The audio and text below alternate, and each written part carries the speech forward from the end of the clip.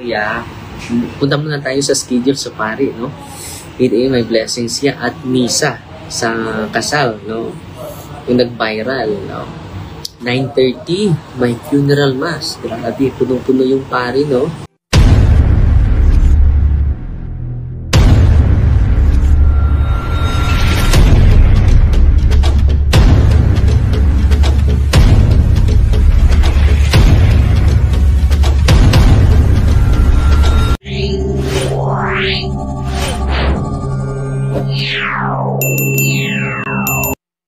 Okay.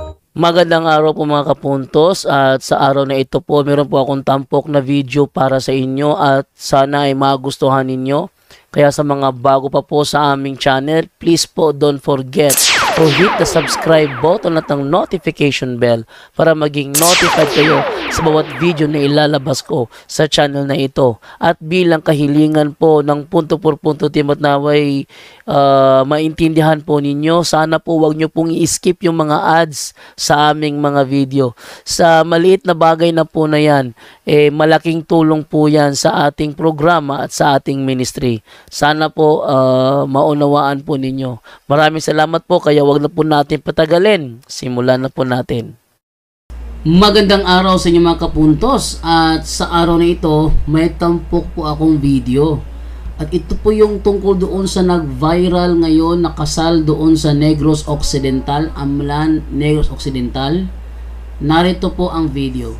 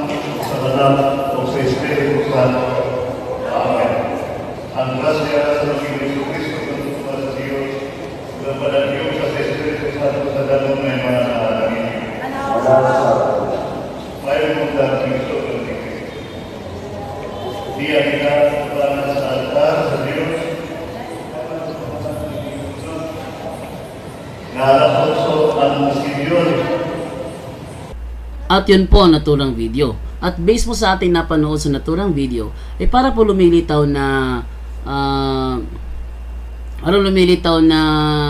nabastos o binastos yung bride.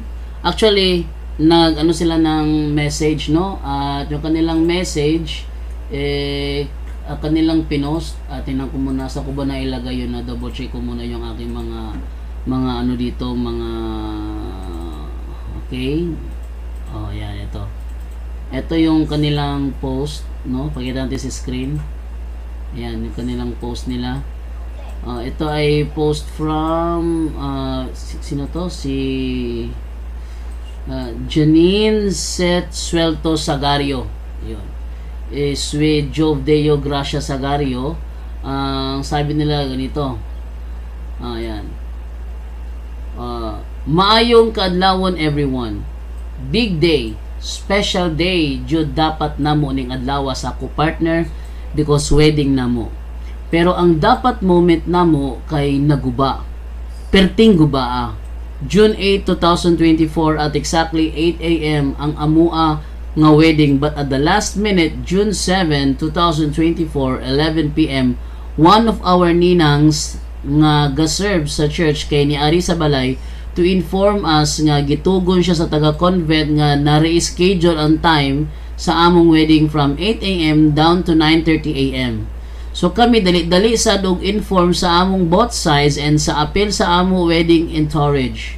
Nalipay pa mi kay di kaayo mi mag-apas sa time. Kagahapon 8:45 a.m. mi naabot sa church. Gibutang jud mig allowance para naa pa mi time nga makatayada og tarong. Pero ang nahitabo, gisugat mis kasaba sa staff sa simbahan kay 1 hour late na daw mi. Dili daw himuong ordinaryo ang simbahan. Ilaha tanang ba sa pagkasaba and yaw-yaw. Wala sila gahatag na mo og chance to explain our side. Napakus ba entrance simbahan gisugda na ang mas. Wa man lang paabuta. Wa man lang paabuta nga makaabot ko sa altar. And to think hapit pa ko maslide sa pagdali-dali. Knowing nga buntis ko and hapit na mga nakay. Grabe kasakit sa dughan, disappointment, and kaulaw among na-feel kaysa pag-abot sa altar nakadawat na pud kasaba sa pare. Giingnan pa ko nga abi nila og nanganak nako, maungwa mi katungha sa saktong oras. Sa kadaghang negative feedback nga akong nadungog about sa atong parokya, wa ko kapadala. Mas gipili nako o namo nga diri makasal nga church tungod kay taga diri ko. Tungod kay proud ko sa atong parokya pero maura sa di ay muunay og guba sa akong pinaka special nga moment sa akong kinabuhi. Nabastos kog maayo, wala man lay respeto nga gapaso pa ko, gasugod na yung tawon sila. Makita ninyo sa video nga akong gi-attach kung unsa kanindot magpakasal diring dapita. Gipost ni nako dili para magpasikat pero para magpagawas sa akong gibating kaguolo kasakit. Perting hilak sa akong groom paghuman sa wedding kay nasakitan siya, gaguol pud siya kay kinsa gud laman ang malipay, di ba? Sorry kung ma-offend man mo ani no, pero mas grabe ang inyong gibuhat sa amua sa tinuod lang. Tagalogin natin. Magandang madaling araw sa lahat. Big day, special day sana ito sa aming dalawa ng aking partner because wedding namin. Pero ang dapat sana moment namin ay nasira. Sirang-sira. June 8, 2024 exactly 8 a.m. ang aming wedding. But at the last minute sa June 7, 2024 11 p.m. isa sa aming mga ninang na nag-serve sa church ay pumunta sa bahay at inabisuhan kami na siya ay sinabihan daw ng mga taga-convent na ni-reschedule ang time ng kanilang wedding from 8 a.m. to 9:30 a.m. So, dahil kami ay nagmamadali sa naturang information, ay in-inform din nila ang kanilang both sides na kasali sa wedding entourage at sila tuwang-tuwa na hindi sila masyadong kailangan magmadali sa oras. Kahapon, 8:45 a.m. sila nakarating sa church. Kasi naglagay sila ng allowance para meron pa silang oras sa pagtayada. Ano ba yung pagtayada o tarong, no? Pag-prepare siguro. Prepare. Pero ang nangyari, sinalubong sila ng bulyaw ng staff sa simbahan kasi 1 oras na raw silang late. Hindi daw, wag daw gawing ordinaryo ang simbahan, no? Sa kanila lahat ng bulyaw. Mga bulyaw sa kanila lahat. Hindi sila nagbigay sa amin ng chance para ma-explain ang aming side. Kung nakikita ninyo na nasa pintuan pa lang ako ng entrance sa simbahan, inumpisahan na ang misa. Hindi man lang hinintay na makarating ako sa altar. And to think, malapit na nga ako ma-slide sa pagmamadali. Knowing na buntis ako, and malapit ng manganak. Grabe ang sakit. sa aking gabi ang sakit, no? Sakit sa dibdib, disappointment and kahihiyan ang na-feel ko pagdating ko sa altar. Tapos pinagalitan pa ako ng pare. Sinabi pa niya sa akin na akala niya nanganak na ako kaya hindi kami nakarating sa tamang oras. Ang daming negative feedback na aking natanggap about sa ating parokya, pero hindi ako nagpadala. Mas pinili ko namin na dito may kasal sa church dahil sa ako'y taga rito. And very proud ako sa aming parokya, pero hindi ko akalain na sila rin pala ang sisira sa pinaka-special na moment ng aking buhay. Nabastos talaga ako. Wala man ng respeto na ako'y naglalakad pa, inumpisahan na nila ang misa. Makita naman ninyo sa video na aking inattach kung gaano kaganda ang magpakasal sa simbahan na ito. Pinost ko ito hindi para magpasikat, pero para ipalabas ang aking hinaing na nararamdaman. Iyak ng iyak ang aking groom pagkatapos ng wedding dahil nasaktan siya at nalungkot. Sino ba naman na matutuwa sa nangyari, di ba? Sorry kung ma-offend man kayo dito, pero mas grabe ang inyong ginawa sa amin, sa totoo lang. Yan ang post ni Janine. So, yan ay ginawa ng comment, wait lang ha. Yan ay ginawa ng komentaryo ni Father Darwin Gitgano. Pakinggan natin kung paano niya kinomentaryohan ang naturang video. Sa parokya pala, ang daming schedule sa ating kapatid na pari. No? Just imagine, no? Parang dalawa lang sila sa parokya. No? Anong schedule? 1, 2, 3, 4, 5, 6, 7, 8, 9, 10. Sa 7 is, ano ba yung 7? Saturday ba? Para maintindihan naman natin yung mahal natin na pari. June 7 is Friday. So, pero ang daming schedule. No? Tinignan ko yung schedule ng mahal natin na pari. Ang dami pala yung schedule. No? May kasunod na patay. Dahil sa pagod sa pari. No? Just imagine, no? Alas 6, may misa siya, main church. So, 8 a.m. may blessing pa. After sa blessing, may wedding. At after sa wedding, 8 a.m. blessing. Madali lang itong blessing eh. So, yung pari ay punong-puno ng schedule dito. So, analyze natin to give fair analysis sa buong storya. Punta muna tayo sa schedule sa pari, no? 8 a.m. may blessing siya at misa sa kasal, no? Yung nag-viral, no? 9:30 may funeral mass. Grabe, punong-puno yung pari, no? So yung pari ay, alam nyo, halo-halo yung na-encounter sa pari, no? Kung may kasal, no? Ma-enjoy ka yung emotion nila na grabe yung saya na feel mo rin. Doon naman patay, umiiyak. Halo-halo yung emotion na matangkap sa pari. No?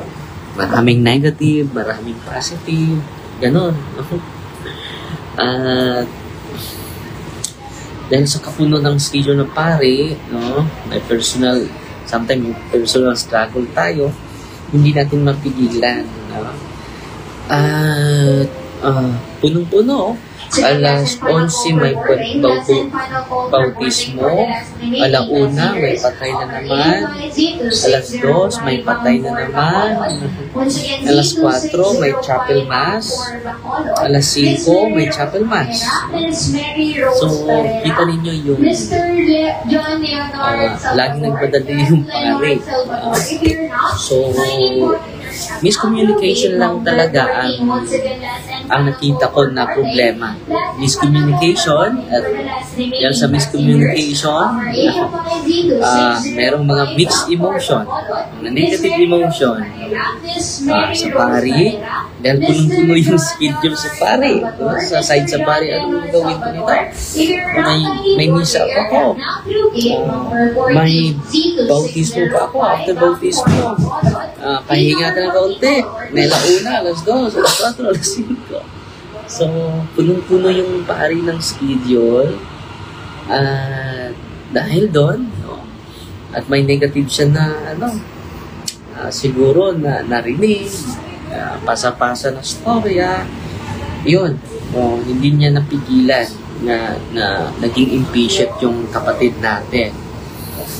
So sobrang mga nasaktan yung mga mahal natin na kapatid din sa pananampalataya natin. Miscommunication, at dahil sa miscommunication nakita ko, marami ng mga negative emotion. Doon, meron na nagalit na ang pari, nasaktan ang pari dahil siguro na late sila ng kaunti lang, and then ang usap talaga, miscommunication nakita merong miscommunication talaga ang nakita ko. And then, dahil sa miscommunication, meron ng mixed emotion. Nagbunga yung mixed emotion. Yung pari, meron ng negative emotion. At dahil doon, nadala yung pari. At dahil din doon, kasabi ng mga negative. Dahil yun sa negative emotion, nanggaling yung negative natin na mga comment and feedback. Lahat naman tayo nagkakamali, di ba? Lahat naman tayo nagkakamali. Bawat isa natin ay hindi naman perfecto, at mas mabuti na daanin natin, i-confront natin. Yan ang pinaka-importante, confrontation. Despite sa mga mixed emotion na nangyari, dapat natin gawin is confrontation.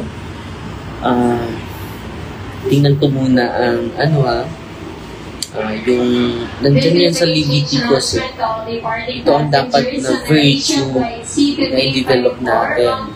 1657 ba yun? 1627. Ito po yung kalimut ako. Ano ba yung talata? 15. Once again, gate number 15. Search muna ako, ha? Pinaka-importante yung confrontation. Dito, madali na yung social media. I-express mo yung sentiments natin. Pero, dahil walang nag-process sa mga emotion na grabe. Humihina yung ko.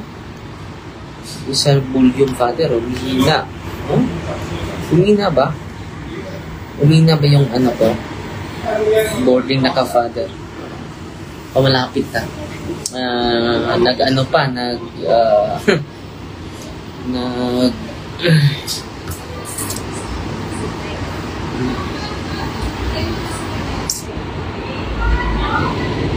Nakalimot ako, ha?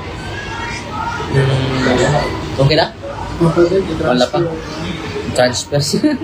Okay naman, Father. Okay naman. So, ito yung komento ko. Merong miscommunication po na nangyari. At dahil sa miscommunication, may mixed emotion. At yung mixed emotion, mga kapatid, mga negative reaction yun.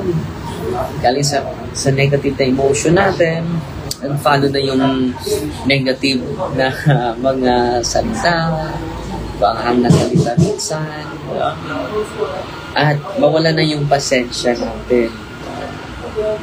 At itong virtues talaga kinakailangan so everyday dapat natin piliin na lagi tayong magmahal despite sa lahat sa marami nating mga schedule, mga kapatid. Let us make a goals, mga kapatid. Maybe request. Always itong attitude natin na manalangin before mag-decide, no? Before magsalita, mga kapatid. Pinaka-importante na manalangin tayo before tayo magsalita, before tayo mag-decide. Every moment po, kailangan natin. Bakit every moment kailangan natin manalangin, magdasal, para hindi tayo makasakit sa iba? O masaktan man natin yung iba, dahil yun sa katotohanan, hindi sa masamang salita natin na binibitawan, hindi sila masaktan sa pamagitan ng masamang ugali natin. Both sides, no? At ang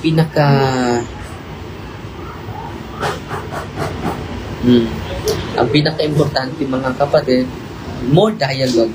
Kung may mga conflict, openness and dialogue ang kinakailangan. Upuan natin. And let's listen one another because we learn from each other, mga kapatid. No? So, ang payo ko sa lahat, no, kung may hindi man tayo naintindihan sa mga kaparian natin, matawag tayo. Pag-uusap tayo sa maganda. Nasaktan po kami sa iyong father, sa sinabi mo, hindi makatulong yung social media, gagawin. Hindi makatulong no? Yung mga comment natin. Hindi natin alam yung buong istorya, di ba? Hindi natin alam ang buong istorya, mga kapatid. Ang kinakailangan natin, may hinahon, patience, hindi makatulog. No? Both sides need dialogue. Yung pari dapat makipag-usap sa kanila. Dahil nasaktan sila eh. Nasaktan sila. No? At yung pari din na nasaktan. No? Dapat dialogue. Anong sabi ng ating Panginoon? No? Let us listen one another. Yan po yung highlight ng ating mahal na Santo Papa. Ano ba yung highlight ng mahal nating Santo Papa? The church now is a synodal church. Ano ba yung synodal church? No? A listening church. Di ba? Hindi a condemning church. Tayo po, ang pari is portion of the church. Yung kinasal ay daot ang signal na mo, diri. Pero malinaw yung aking signal dito. No? Una, synodal church. Let us promote dialogue. Let us promote openness. Let us promote listening. Listen well and think before we speak. Yan ang advice ni Sister Lucille. Sige, mag-advise kayo. Ano pa yung mga nice idea ninyo? Babasahin ko dito. Yan po. Hindi na tayo mag-away. Sinukampihan natin. Kampi tayo sa pare, kampi tayo sa ang kampihan natin, ang reconciliation po, ay dapat natin i-promote. No? Sabi ni Bishop Kamumot, ang Ginoo na sa kasing-kasing. No? Dapat yung Panginoon ay nasa puso natin. No? Let us promote communion, not dominion. Let us promote communion, not arrogance. No? Let us promote unity, not division. Ang ganda, no? Sana wala ng away. Pero yung demonyo ay nasa paligid lang natin. Dapat mag-ingat talaga tayo. Lalo-lalo na kami mga pari. Na bago tayo magsasalita, ay iisipin muna natin. Basahin natin yung unang Pedro po. Unang Pedro 5:8. Ito ang nakasaad sa banal na kasulatan, mga kapatid. Humanda kayo at mag-ingat dahil ang kaaway ninyo, si Satanas, yung kaaway na hindi tao, ay umaali-aligid na parang liyong umaatungal at naghahanap ng malalapak. Patatagin ninyo ang inyong pananampalataya at labanan ninyo si Satanas. Paano natin malabanan si Satanas? Patatagin natin yung pananampalataya natin. Amen? At yun po, no? Yung advice ko sa ating kapatid na pare, makipag-usap tayo sa kanila. No? And then, i-pacify natin yung mga negative na emotion nila sa pamagitan ng pag-umanhin, paghingi ng tawad. Miscommunication dapat na ay ka-inform nila nga na ay changes kay mao nga gisulti sa isa sa ilang ninang lang tapon nga giklaro sa office kanang na ay changes sa ilang time or schedule. So miscommunication talaga. Okay? Let us continue to embrace the virtue of humility. Mas mabuti pag-usapan. Mas mabuti na mag-dialogue both sides. Yung pari at yung mga kinasal para merong healing. Sabi ni Brother Clyde, insan ko, listen before you speak, for to speak before you heard, the facts will bring humiliation. No? Nandiyan yan sa Acts, Proverbs 18:13. Totoo. Listen before you speak. Sometimes we speak, we'll listen at the end. So it is better, no, to listen first before we speak. For to speak before you heard the facts will bring humiliation. Totoo talaga ito. Ang ganda naman yung text na kinuquote mo, Insan Clyde Postrero Gitgano. No? Ganda, no? Madahin ka og madiri sa yes. Lower pride, no? Sometimes high emotion, low IQ. Lower pride, radyo na Father, para ma-open ang mind, both sides, and sininang as forgiveness to both sides sa dunta, para ma-okay na dyan. So, yeah, huwag na tayong magbatuhan, sinong mali, sinong tama. Let us embrace all together the virtue of humility, the virtue of communion, the virtue of charity, love. No? Yan ang kinakailangan natin eh. Yes, Father, with humble heart to speak and spread the good news of God. Huwag na natin dagdagan, pag-iusap. Karapatan ba ng isang pari, Father Darwin, na magalit sa isang kinasal kahit nasa ay hindi naman masama ang magalit. Hindi naman kasalanan yung magalit tayo. Magalit tayo. Yan sa Efeso chapter 5 verse 27. Kapatid, sabi dito, babasahin ko ha, hindi naman kasalanan yung magalit. It is amoral yan eh. Hindi yan kasalanan. Kailan ba yung galit maging kasalanan? Kapag gumawa ka na, magsasalita ka na ng kahit na ano. Efeso 5:27, ba yun? Nakalimot ako sa talata. 5. Kasi 20 ba yan? Nakalimot ako sa talata. 2:26 ba yun? Efeso 5:26. Nakalimot ako sa talata, mga kapatid. Sabi doon, na kapag nagalit ka, dapat hindi ka magkasala. So, hindi lahat ng pagkagalit ay kasalanan na. Si Kristo nga ay nagalit sa loob ng simbahan, di ba? Hindi naman siya nagkasala. Depende po yun. Magkasala tayo kapag magsasalita na tayong maanghang. Sasabitan na tayo ng mga negatibo against sa ating mga mahal na kapatid. Yan po. Useful lang po ang debate, Father, to clarify. Yes po. Sino pang God always listen, let's listen to Him as well. Salamat na kapatid na Ate Tuna Pao.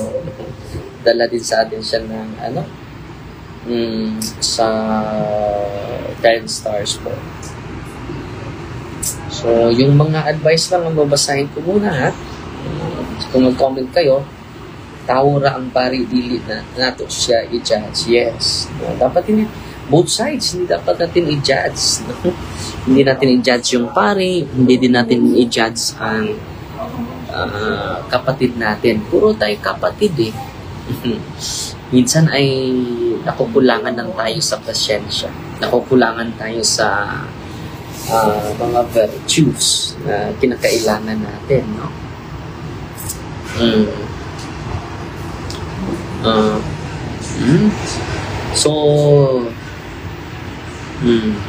So walang mga advice na nakita ko. So hindi kailangan mag-away tayo, pare, versus mga kasamahan natin. So yung komento ko ay balanse. Let us promote communion, let us promote reconciliation, let us promote forgiveness, let us promote unity, let us promote respect, and let us ask forgiveness to one another, no? Dahil may pagkukulang eh. May pagkukulang, yung pagkukulang is miscommunication, no? Okay? Lo yung pari, gataki, gitumlo pa dyan sa uban, Rosemary Sabino Montanos, no? Impulsive emotion triggers anger. Totoo yan, Sister Lucille. No? Yung impulsive emotion triggers talaga. Trigger anger. No? Dapat hindi tayo impulsive para sit natin. Lahat tayo, pari. Laigo. Kailangan talaga natin ng temperance, mahinahon. No? No, yung pari, ga-atake o gitunglo pa dyan sa uban. He shares now the sorrow of Jesus. No, totoo yun. Maing hapon tagal, pwede ba ihabak ang huwag mong ihabak yun. No? I-pray mo na lang yan. No? Big yes, Padre, humility rajod sa isa't isa. Greetings from Dumaguete, si Sadam Tubio. Yan, kinakailangan natin yung mga salita natin. It will lead to healing. Never attack a priest even if at fault. Si Maria Sarmiento. Ito, luoy po si Father. Grabe man po. Di ay kadaghan sa schedule. Huwag akong pamilya. Totoo, puno-puno yung schedule niya. Parang walang pahinga. Awa tayo sa pare, di ba? Binabasa ko lang yung schedule niya para mabalance naman tayo. At dahil sa kapuno sa schedule ng pare, stress na stress ko.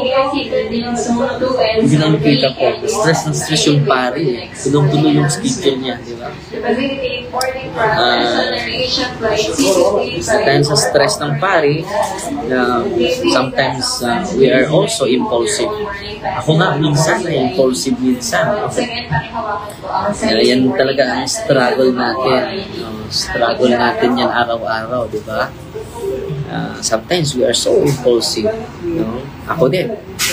Tao lang po minsan magkakamali. Pagmahal, pag-unawa at patawad. Si Nelix Gal. Totoo yan. No? Si Marianin Basikan is watching. Father, watching from Magsaysay. Misamis ulit tayo. Hope kaanik kadiri. So, in God's time po, promote respect, forgiveness, love, and mercy. Si Melanie Hernandez. Ang ganda. So, ang ganda ng mga advice ninyo. Hello po, Father, the best is to listen is worse than the matter kung sige lang tag-comment kung na negative. Totoo yan, si Rosemary Matura. Ingat lagi, Father. Maying hapon, watching here in Basak, Baes City. Kita-kita tayo sa Baes. Kanang mga nga ni-comment kung negative, wala na kay baon sa schedule. Kung paagi sa sandi ko tinghalitik, simba. Maayong hapon, Father, sa on manin ako. Ako ba na pala pupug kaayo? Tambagi ko, please. No? So, lagi ka magdasal. No? Ang makapagbago dahan-dahan. No? It is, yan eh. Naghanap siya ng care galing sa'yo. Dagdagan mo yung pag-aruga sa asawa mo. It is, problematic yung asawa mo. Dapat mo bigyan mo ng, dagdagan mo yung pag-aaruga sa kanya. Kasi naawayan mo siya, dagdagan mo yung pag-aaruga sa kanya. Mayong hapon tader, ng ako gamay pangutana about sa makasala sa espiritu pa nung sa atang kasi kung sang sala abato. So, merong 6 po kasalanan against sa Holy Spirit. May oras pa ba ito? I-discuss natin. Sin against the Holy Spirit. May 6 po. Una, blasphemy against the Holy Spirit. Teka muna. Merong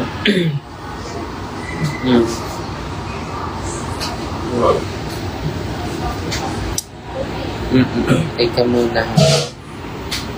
Sin against the Holy Spirit. May 6 eh. Sins against the Holy Spirit. Ano ito? Una, despair. Kung mawala ka na ng pag-asa. No? Hopeless na. Wala ng pag-asa ang buhay mo. Sin against the Holy Spirit po yan. Presumption. Ano ba itong presumption? Yung presumption, mga kapatid, naligtas ka na. Yung presume, 100% naligtas ka na. Opposite po ito sa despair. Grabe, puno ng pag-asa. Presumption. Envy of the grace of others. So, grabe yung ano bang Tagalog sa envy? Sa mga biyaya na tanggap ng iba. It will lead you to character assassination through grabe na paggawa ng mga kwento dahil sa envy. Obstinacy in sin, yung pagkalulong, yung ating damdamin ay matigas na. Hindi na natin kinakilala yung kasalanan na kasalanan. Una, despair, presumption, envy, obstinacy in sin, deliberate resistance to the known truth. So, alam mo na ang katotohanan, hindi mo tinanggap. Ang pang-6 is final impenitence. Ano ba yung final impenitence? Hindi ka humingi ng patawad. Lahat naman nito ay mapatawad. Pero hindi ka humingi ng kapatawaran ng ating kasalanan. Ito po ay final impenitence. Kasalanan against sa Holy Spirit. Kapag hindi tayo mag-ask ng kapatawaran, yan. Si Marisa Robles de Dios, sabi niya, I am experiencing division sa family, Father, dahil may Catholic movement na iba na paniniwala namin. They do not believe Catholics doctrine kasi yung routine na ginagawa ng movement na lang ay pinawalaan. Very confusing kasi we are all Catholics. So, lain ka ron, Father, kay karaghanan one-sided. Ito yan, kapag one-sided tayo, kung one-sided tayo, mga kapatid, para